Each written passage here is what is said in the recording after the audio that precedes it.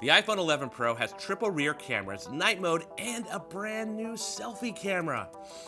But how much better is it at taking photos and videos than last year's iPhone XS? Let's find out.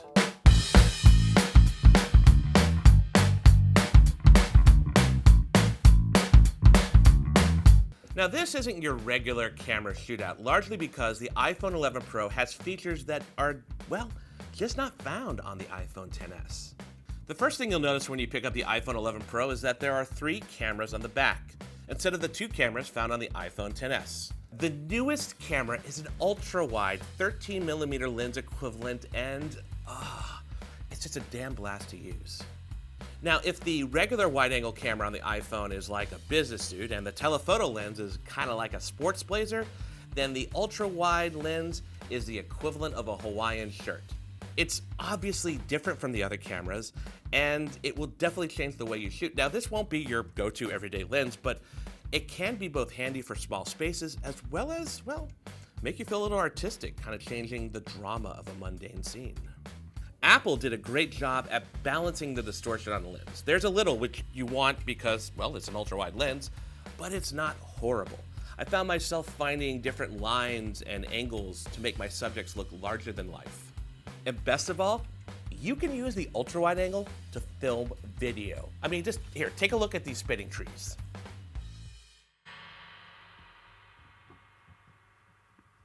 In fact, during recording, you can switch lenses. Seriously, try zooming in with a 2x telephoto lens and then tapping the 0.5 ultra-wide button, and it just zooms you right back out. Pretty amazing. I should mention that you're gonna have to find a place for your fingers when you're using the ultra-wide camera. Several times my fingers made cameos on the edges and sides of my photos, so you don't wanna do that. Obviously, the iPhone XS does not have an ultra-wide camera, so there's really nothing to compare it to the other phone.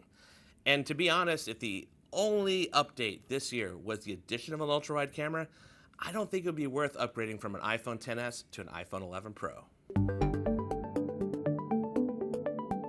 And that brings me to my second favorite feature on the iPhone 11 Pro, night mode. Now, as strong as the iPhone has been in photography and shooting videos over the years, one weakness has always been low-light photography. So if I was out with friends at a bar, it was nice and cozy, dim lighting, and I went to take a photo, the iPhone's noise reduction would help a photo as much as it would hurt it. Photos I took from the iPhone XS would sometimes look almost like a painting, especially if I cropped in. But night mode changes everything. It can brighten photos, reduce image noise, and best of all, it does it all automatically. The way it works is when you open up the default camera app, the iPhone will determine if it's dark enough to go into night mode. At this time, there's not a manual way to trigger the mode. Night mode uses adaptive bracketing and takes a series of photos, some with longer shutter speeds and others with shorter ones. The iPhone 11 Pro then fuses all the photos together to reduce motion blur and brighten shadows. When I handheld the iPhone for night mode shots, the sequence would take about 3 to 5 seconds. When I put the iPhone on a tripod, I got a 10-second time, and I was even able to override that manually for a 28-second night mode shot.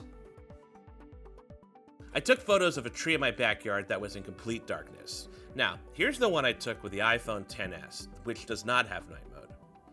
And here's the one from the iPhone 11 Pro with night mode. Oh yeah, and the lines you see in the bottom right, yeah, that was when an airplane flew over during the capture process. While the iPhone is taking photos in night mode, the viewfinder dims and slowly brightens as the capture sequence goes on. The final photo always looks better than the live preview. Now, as exciting as night mode or the ultra-wide camera is, the biggest change to the iPhone 11 Pro's camera is also one of the most subtle. The iPhone XS uses Smart HDR to make photos look better. However, in a lot of situations, colors and white balance were not accurate. Blue skies would just look off, and sometimes Smart HDR reduced the contrast so much that images looked flat. The iPhone 11 Pro has a new version which seems less aggressive. Notice the difference in the yellow paint on the Jeep. The photo from the XS reduces the highlights on the truck and makes the yellow paint look almost like a matte finish. In this photo of the donut, you can see how the iPhone XS image looks, well, a little flat. The 11 Pro has a bit more pop. Now notice the natural bokeh of each of the lenses on the wide-angle cameras. The Bokeh with the blurred out background on the 11 Pro is buttery and smooth, while on the XS it's a bit more crunchy. Another change on the 11 Pro is the telephoto camera. Its 52mm equivalent lens now has an f-stop of f2, which lets in a little bit more light. This compared to the 52mm equivalent f2.4 camera on the iPhone XS. Like the changes to Smart HDR, these are not always the most obvious.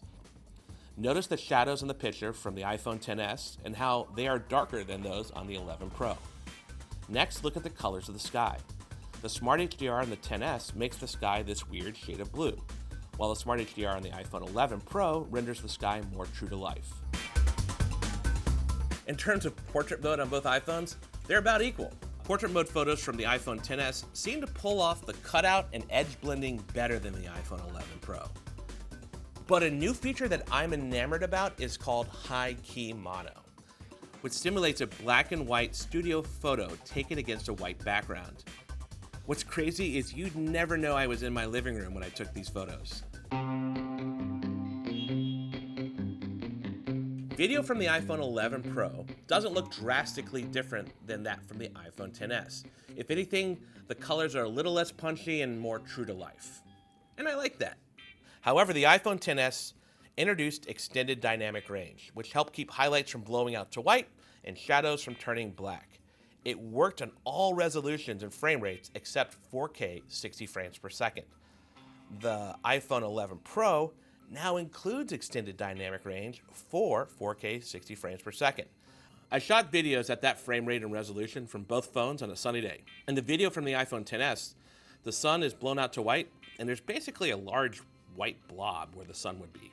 The iPhone 11 Pro's video handled the sun much better.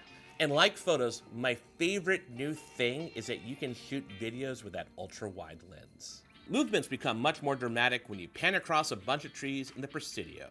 The iPhone XS had the best video capture on any phone, and the iPhone 11 Pro just refines that further. And then there's the selfie camera. The iPhone 11 Pro marks the first time that all the cameras on the front and back are at the same level. They all have 12 megapixel sensors and can record 4K video and slow motion. Check out the selfies I took. The one from the iPhone 11 Pro has better colors that are more true to life, while the one from the iPhone XS looks a bit dull. Selfie videos are improved too. Video from the iPhone 11 Pro's selfie camera is sharper with better colors than the iPhone XS. And yes, I did try the horribly named feature, Slofies. Okay, they were fun, but I can't imagine actually using this feature ever again, unless I was like a 12-year-old. At the end of the day, I really enjoyed the iPhone 11 Pro's ultra-wide camera. But it's actually the small improvements to Smart HDR, the new selfie camera, and night mode that I think make this the best camera system ever on an iPhone. Now, if you already have an iPhone XS and you're really into photos and videos, I do think you should consider upgrading to the iPhone 11 Pro.